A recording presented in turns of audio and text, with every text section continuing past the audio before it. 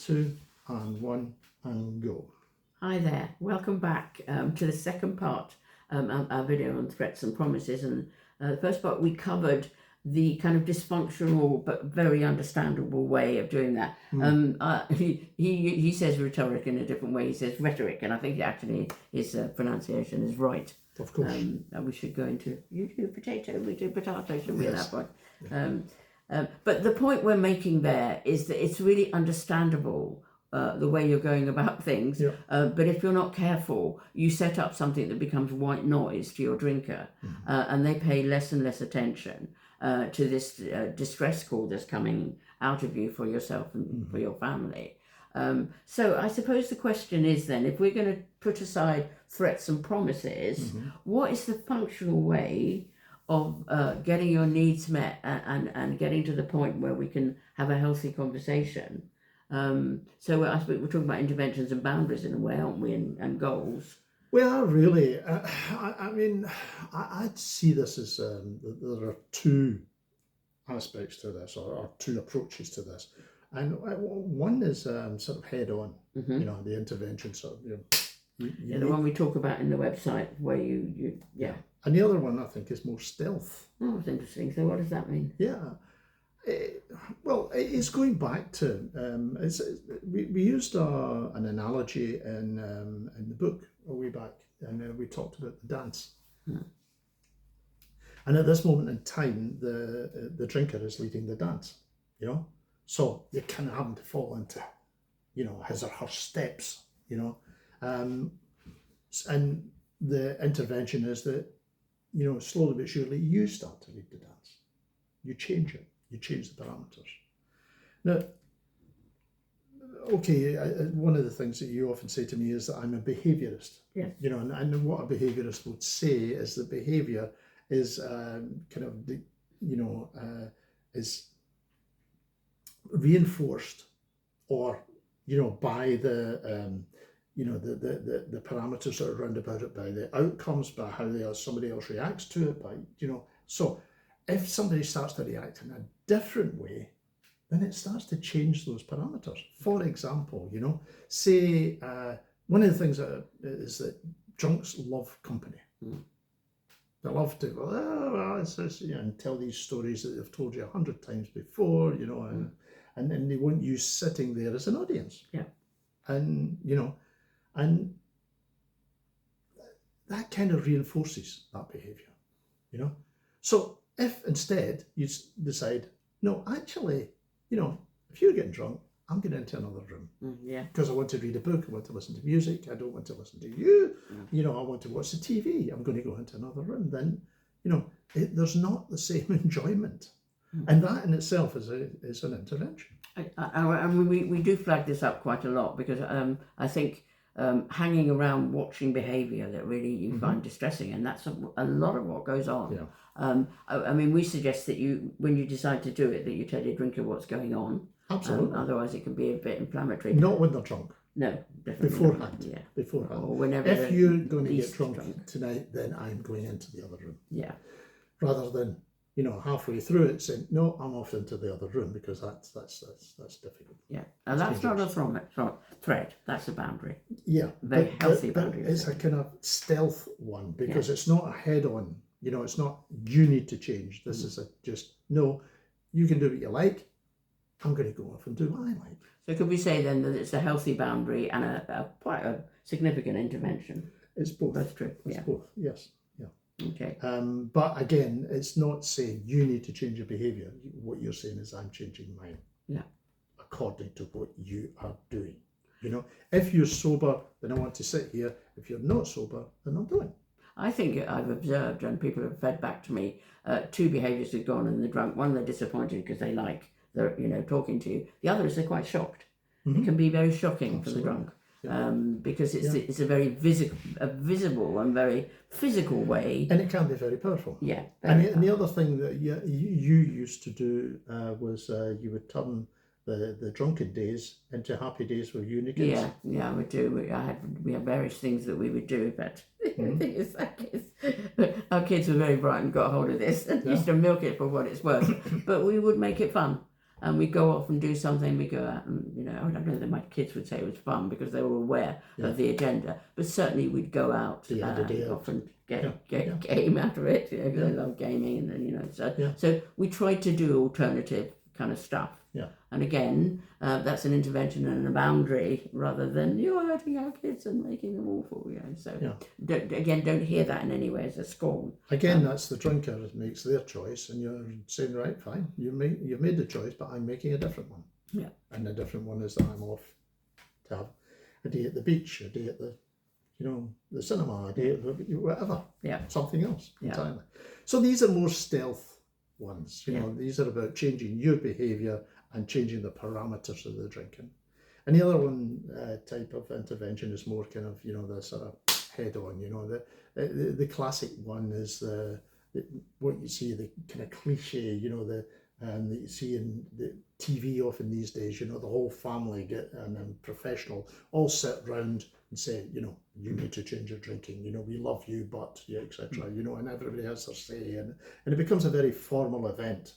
And that's a different type of intervention. We do have a form of intervention that we talk about, don't we? And, you know, we suggest ways of doing that. And it can be very powerful. What we would say again is don't do it just kind of off the cuff. Yeah. Think about what you're doing. Yeah. Think about what you're going to say. Be well armed because they are quite big. Yeah. You know, they lose their power if you keep doing them. Anything that just becomes that you don't follow through. Yeah. A boundary is something you should think about, set it. If you say you're going to leave, don't go off, hang around, and then come back in again.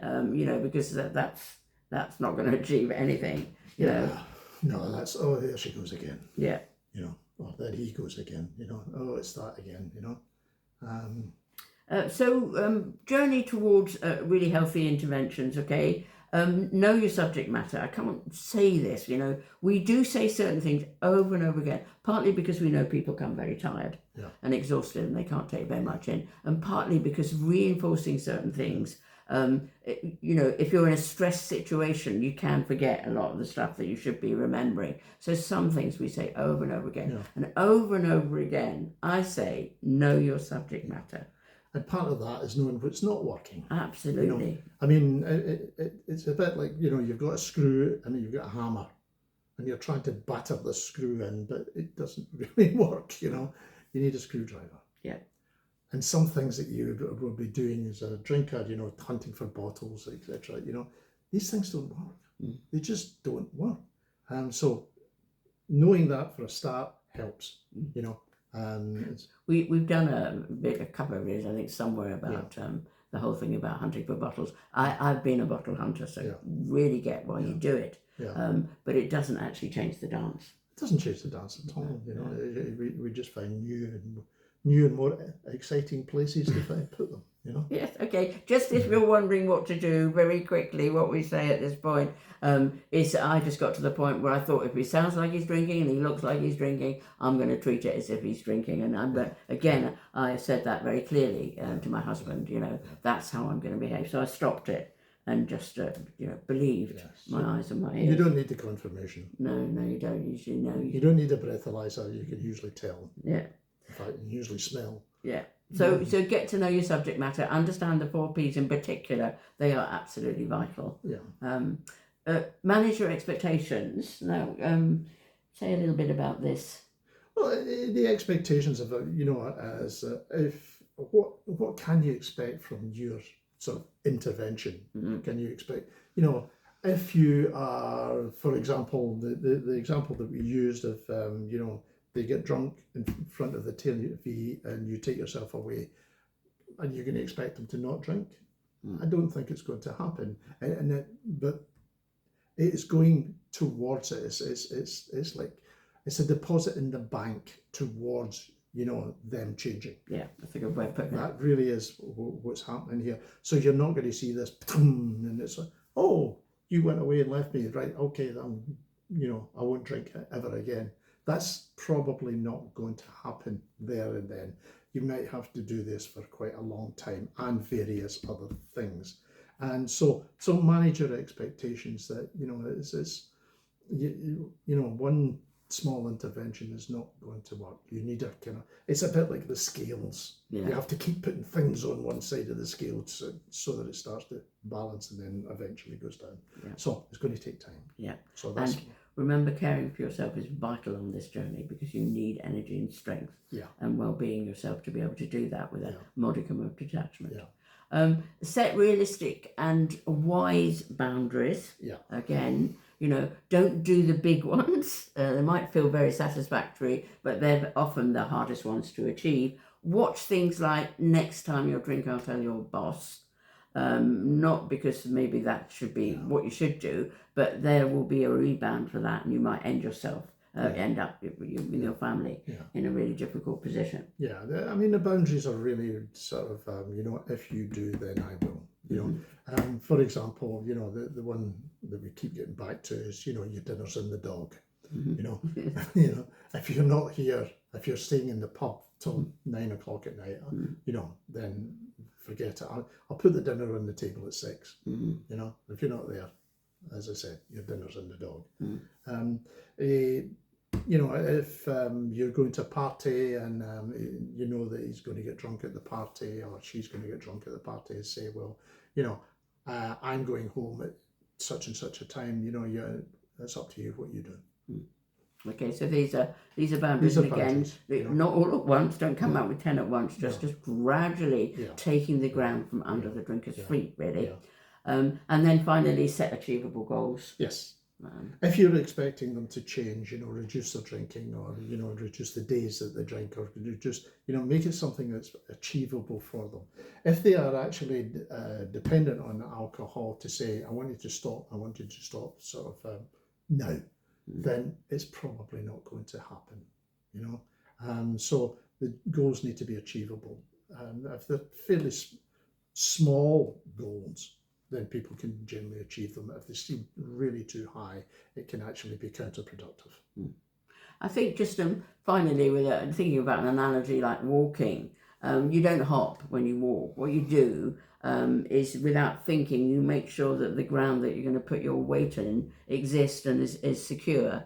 And then gradually you put your weight on that and you're able to let go. And there's a sense in which when you're applying bottled up, you're putting different ground that the weight of your family and you, and we hope your drinker, can go on to, and at that point they'll be able to begin to let go. And so that even with walking, we don't think about it, but that's what we do. We don't stop here, hop, and then put our weight on something else. It's a gradual transference from one bit of ground to another. I recently did the Couch to 5K, and which is getting up off the couch and starting running, and you don't the first week out just run for 30 minutes.